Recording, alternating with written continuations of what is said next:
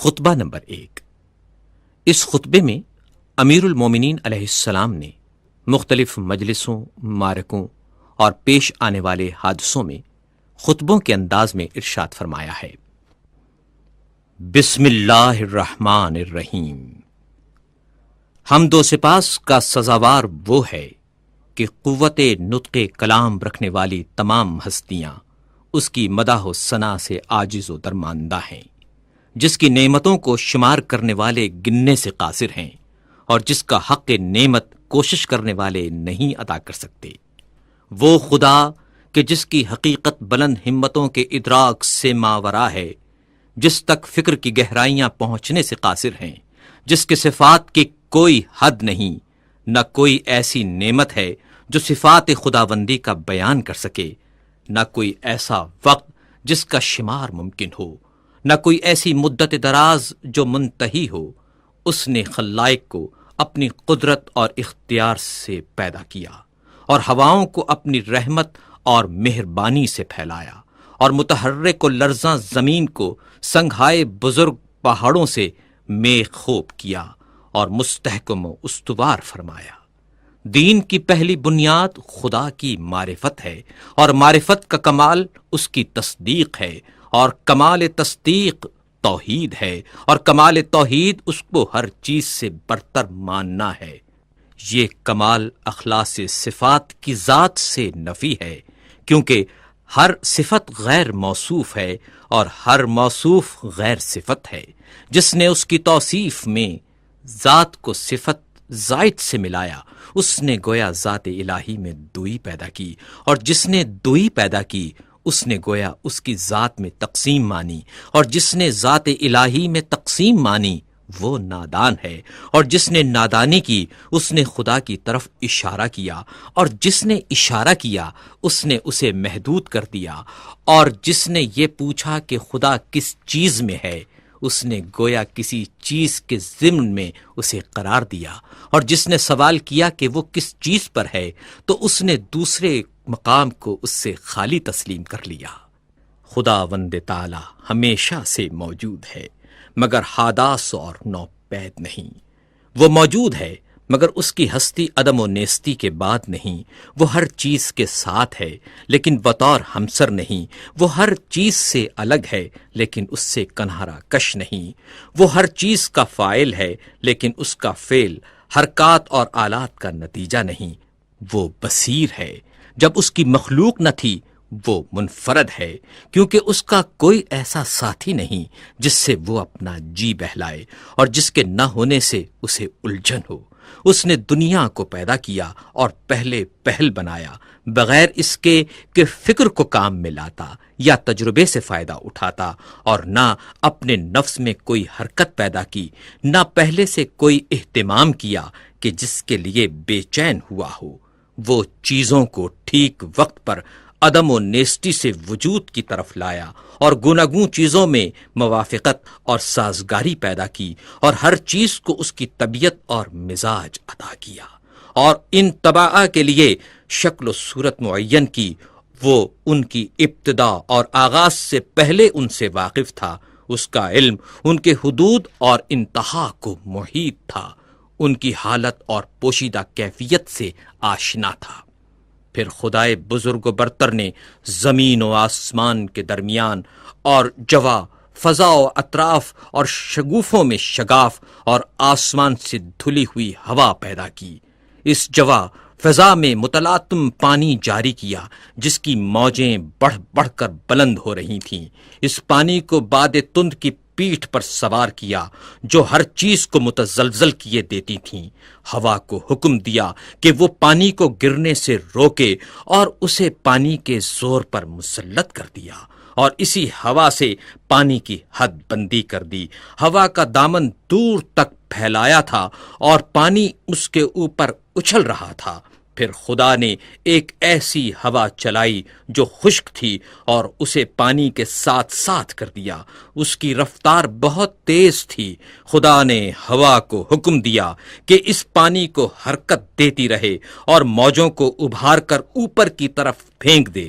ہوا نے اس پانی کو اس طرح متھا جیسے مشک میں دودھ متھا جاتا ہے، اور یوں یہ پانی کے نچلے حصے کو اوپر کی طرف پلٹانے لگی اور ساکن کو متحرک سے ملانے لگی، یہاں تک کہ پانی کی چوٹی بلند ہو گئی اور تہ بتہ پانی پر پھبن اٹھایا، اور پھر اس پانی کو شگاف دی ہوئی اور کشادہ فضا میں بلند کیا، جس سے 7 آسمان بنائے، آسمان زیریں کو ایک جمی ہوئی اور رکی ہوئی موج قرار دیا، اور آسمان بالا کو ایک محفوظ چھت اور بنائے مرفوع بنا دیا، آسمان کو بغیر کسی ستون کے روکے اور بغیر میخ کے اپنی جگہ پر قائم رکھا۔ پھر خدائے بزرگ و برتر نے اس آسمان کو چمکتے ہوئے ستاروں اور دمکتے ہوئے تاروں سے مزین کیا، اور اس میں چراغ نور افشاں یعنی خورشید و ماہ درخشاں کو رواں دواں کیا۔ یہ ساری چیزیں گھومتے ہوئے آسمان، رواں دواں چھت اور لوح متحرک میں تھیں۔ پھر خدا نے بلند آسمانوں کے بیچ میں شگاف دیا اور ان خلاؤں کو فرشتوں کی مختلف قسموں سے پر کر دیا۔ ان فرشتوں میں کچھ حالت سجدہ میں ہیں، رکوع نہیں کرتے، کچھ مصروف رکوع ہیں اور کھڑے نہیں ہوتے۔ ان میں ایک گروہ صف بستہ کھڑا ہے جو اپنی جگہ سے ہلتا تک نہیں۔ کچھ وہ فرشتے ہیں کہ تسبیح خوانی میں مصروف ہیں مگر ذرا نہیں تھکتے۔ یہ تمام ملائکہ ایسی غیر مادی ہستیاں ہیں کہ ان پر آنکھوں کی نہ نیند چھاتی ہے، نہ عقلوں کی بھول چوک کا غلبہ ہوتا ہے، نہ بدنوں کی سستی طاری ہوتی ہے، نہ بھول چوک کی غفلت کا اثر طاری ہوتا ہے۔ انہی فرشتوں میں ایک قسم کے وہ ہیں جو خداوند متعال کی وحی کے امین ہیں، اس کے پیغمبروں اور رسولوں کے پاس پیامبر بن کر اور احکام و فرامین الہی لے کر آتے جاتے ہیں۔ انہی میں ایک قسم ان فرشتوں کی بھی ہے جو اس کے بندوں کے نگہبان اور اس کی جنتوں کے دربان ہیں۔ ان میں بعض ایسے فرشتے ہیں کہ جن کے قدم زمین کے طبقات زیریں میں گڑے ہوئے اور گردنیں بلند و بالا آسمان سے نکلی ہوئی، اور ان کے اجسام اطراف عالم سے نکلے ہوئے ہیں، اور عرش الہی کے پیالے سے ان کے کاندھے ملے ہوئے ہیں، اور ہیبت و عظمت انوار الہی سے ان کی نگاہیں جھکی ہوئی ہیں، اور عرش کے نیچے وہ اپنے پروں میں لپٹے کھڑے ہیں۔ ان کے اور دوسرے ملائکہ کے درمیان حجاب ہائے عزت و پردہ ہائے قدرت پڑے ہوئے ہیں۔ یہ فرشتے اپنے رب کا تصور صورت کشی سے نہیں کرتے، نہ اوصاف خلائق کو اس کے اوپر جاری منطبق کرتے ہیں، نہ اسے کسی مکان میں محدود کرتے ہیں، نہ امثال و نظائر سے اس کی طرف اشارہ کرتے ہیں۔ امیر المومنین علیہ السلام نے تخلیق آدم کے متعلق خطبہ دیتے ہوئے ارشاد فرمایا، پھر جب خداوند متعال آسمان و زمین، خورشید و ماہ و سیارگان پیدا کر چکا، اس نے جائے سنگ لاخ و ہموار زمین، شور اور ارض خاکی سے جو قابل کاشت تھی پارائے خاکی اکٹھا کیا، اس کو پانی میں سانا تاکہ وہ خالص اور پاکیزہ ہو جائے، پھر اسے تری سے گوندھا یہاں تک کہ زمین کے عناصر ایک دوسرے میں پیوست ہو گئے۔ اس سے خدا نے ایک صورت پیدا کی، اس میں کچھ ٹیڑھی ہڈیاں تھیں، اعضا تھے، جوڑ تھے، پٹھے تھے۔ اسے ایک خاص مدت اور مخصوص وقت تک اسی طرح رکھا، یہاں تک کہ وہ سوکھ کر خشک ہو گئی اور سخت ہو کر کھنکھناہٹ دینے کے قابل ہو گئی۔ پھر خدا نے اس میں اپنی روح پھونک دی۔ اب ایک ایسا انسان پیدا ہو گیا جو ذہین ہے اور ذہن سے کام لیتا ہے، جو صاحب فکر ہے اور فکر کو کام میں لاتا ہے، جو صاحب اعضاء و جواہر ہے اور ان سے خدمت لیتا ہے۔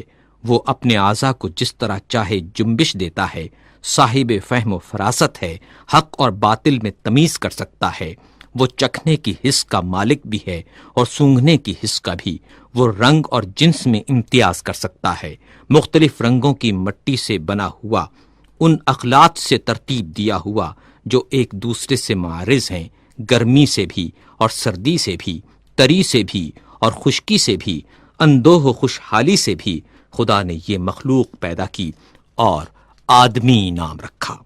پھر خدا نے فرشتوں سے چاہا وہ اس کی امانت کا حق ادا کریں اور انہیں اپنے عہد و وصیت کی جانب متوجہ کیا کہ آدم کو سجدہ کریں اور اس کی عظمت و بزرگی کے سامنے سرے نیاز خم کر دیں۔ چنانچہ خدا نے حکم دیا، اے فرشتو آدم کو سجدہ کرو۔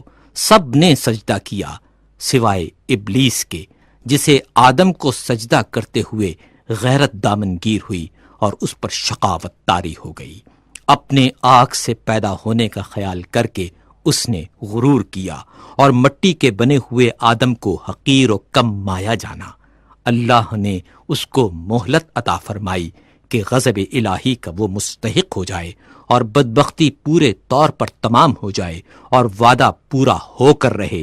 چنانچہ خدا نے فرمایا، تجھے وقت معلوم تک کے لیے مہلت دی جاتی ہے۔ پھر خدا نے آدم کو ایسے مکان میں رکھا جس میں زندگی کی ہر آسائش مہیا تھی، اور یہاں وہ بڑی عافیت اور امن سے تھا۔ نیز شیطان اور اس کی دشمنی سے ہوشیار اور چوکنا رہنے کی تاکید بھی کی، لیکن آخر کار شیطان نے آدم کو دھوکہ دے ہی دیا، اس بات سے جل کر کہ وہ جنت میں ابرار کی مرافقت سے بہرور ہو رہا ہے۔ چنانچہ آدم نے یقین کا شک سے اور عزمیت کا کمزوری سے سودا کر لیا، اور مسرت کو خوف سے اور فریب خردگی کو شرمندگی سے بدل ڈالا۔ پھر اللہ سبحانہ و تعالی نے اس کی توبہ قبول کر لی اور اپنے کلمہ رحمت سے اسے نوازا، اس سے جنت میں پھر بلا لینے کا وعدہ کیا، پھر اسے دار البلا میں اتارا جو تولد و تناسل کی دنیا ہے۔ آدم جب دنیا میں آئے اور تولد و تناسل کا سلسلہ شروع ہوا اور ان کی اولاد بڑھی اور پھیلی، تب اللہ نے آدم کی اولاد سے نبی منتخب کیے اور ان سے بندگان الہی تک وحی خداوندی پہنچانے کا عہد لیا اور تبلیغ رسالت کا انہیں امین بنایا، جبکہ بہت سے خدا کے بندوں نے پیمان الست فراموش کر دیا تھا اور وہ ڈر کر حق کو فراموش کر بیٹھے تھے اور بتوں کو اس کی خدائی میں شریک قرار دے رکھا تھا، کیونکہ شیاطین نے معرفت خدا سے بندوں کو بھلاوے میں ڈال دیا تھا اور انہیں اس کی عبادت سے روک دیا تھا۔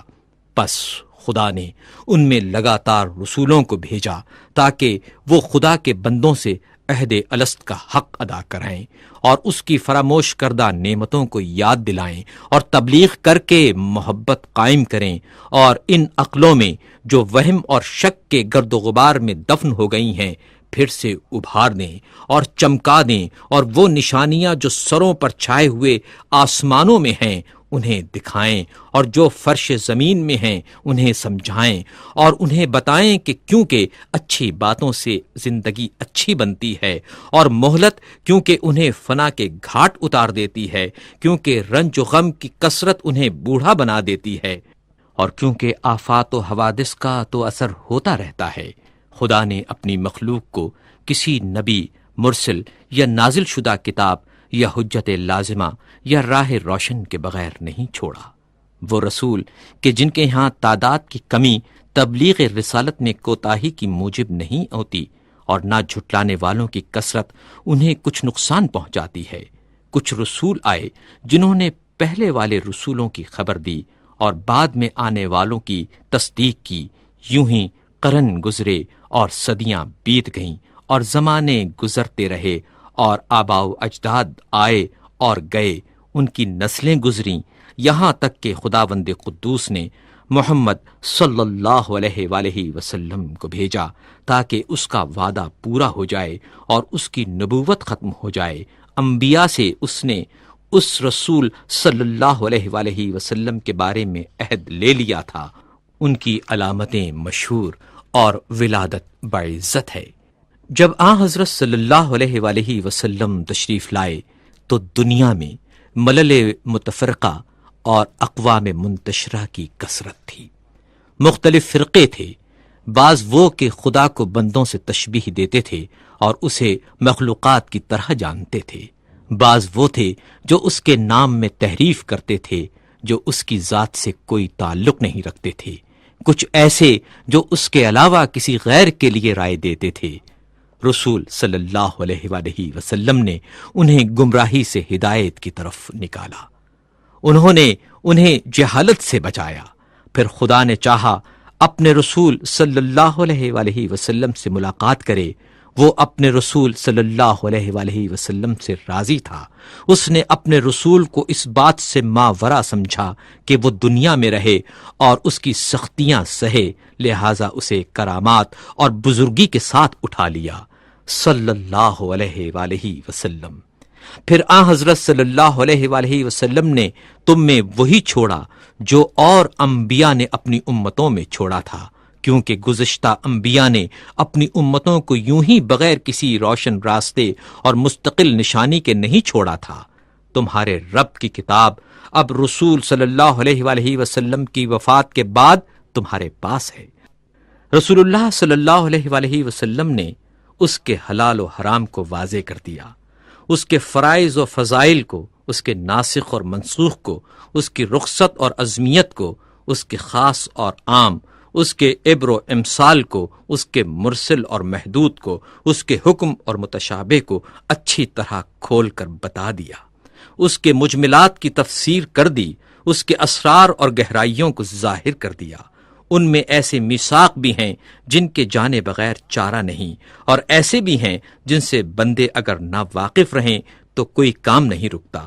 وہ بھی بتایا جس کا فرض ہونا کتاب قرآن حکیم سے ثابت ہے، اور وہ بھی جس کا منسوخ ہونا سنت رسول سے واضح ہے۔ وہ باتیں بھی بتائیں جن کا اختیار کرنا از روئے سنت واجب ہے، اور کتاب قرآن میں اس کے ترک کرنے کی رخصت ہے، نیز یہ بھی کہ کیا چیز وقتی حیثیت سے واجب ہے مگر آئندہ زمانے میں ان کا واجب ہونا ضروری نہیں رہا۔ پھر محرمات کی تقسیم ہے، ان میں کچھ ایسے کبیرہ ہیں جن کے ارتکاب پر کتاب الہی نے جہنم کی آگ سے ڈرایا ہے، کچھ صغائر ہیں جن میں مغفرت کی امید ہے، کچھ ایسے مقامات ہیں کہ ان کا صدور مقبول بارگاہ الہی ہے، اور کچھ وہ ہیں جن میں بندے کو اختیار ہے۔ امیر المومنین علیہ السلام نے پہلے خطبے میں حج کا ذکر کرتے ہوئے ارشاد فرمایا، خدا نے تم پر اپنے گھر کعبے کا حج فرض کر دیا ہے، وہ گھر جسے دنیا بھر کے لیے قبلہ بنایا ہے۔ اس کی طرف لوگ یوں لپکتے ہیں جس طرح چوپائے گھاٹ پر ٹوٹ پڑیں، اور اس طرح شوق سے یہاں ٹوٹ کر آتے ہیں جیسے کبوتروں کی ٹکڑی۔ اس حج کو اس نے اپنی جلالت کے سامنے بندوں کی فروتنی کی پہچان قرار دیا ہے۔ اس نے اپنی مخلوق سے ان لوگوں کو چن لیا ہے جو اس کی آواز سنتے ہیں، جو اس کی دعوت پر لبیک کہتے ہیں، جو اس کے قول کی تصدیق کرتے ہیں، اور اس کے نبیوں کے مقامات پر کھڑے ہو کر ایسے دکھائی دیتے ہیں جیسے وہ ملائکہ جو عرش الہی کے طواف میں مصروف رہتے ہیں۔ یہ لوگ عبادت کے بازار سے خوب نفع کماتے ہیں اور جمع کرتے ہیں، اور اس کے وعدہ مغفرت کی طرف جلد جلد تیزی سے قدم بڑھا رہے ہیں۔ اس گھر کو خدا نے اسلام کی نشانی قرار دیا ہے، یہ پناہ لینے والوں کے لیے جائے پناہ ہے۔ اس نے حج کو فرض قرار دیا ہے اور اس کے حق کو واجب کردانا ہے، اور اس کی زیارت تم پر لازم کر دی ہے۔